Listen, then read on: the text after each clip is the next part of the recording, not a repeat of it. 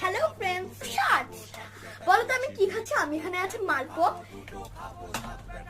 এর সাথে কি কি লেগেছে আমার মা বলতে চলে। তো এটা বানানোর জন্য লেগেছে 1 কাপ মতো ময়দা, 1 কাপ মতো সুজি, 4 চামচ গুঁড়ো দুধ আর 1 চিমটি মৌরি আর পরিমাণ মতো চিনি। আর যদি শিরা থাকে রসগোল্লা সেটাও দিতে পারেন। তো এই দিয়ে এখন আমরা এই গরম তেলে মালপোয়া বানাচ্ছি। দাও, না, মালপোয়া না বানাও, বন্ধুদের দেখো। গরম তেলে 1 দিয়ে দিলে স্কুপ মতো নিয়ে দিয়ে দিতে হবে। ব্যাস, এখন ব্যাস, জিভে এবার জল। মিডিয়াম আছে এটা ভাজা হবে।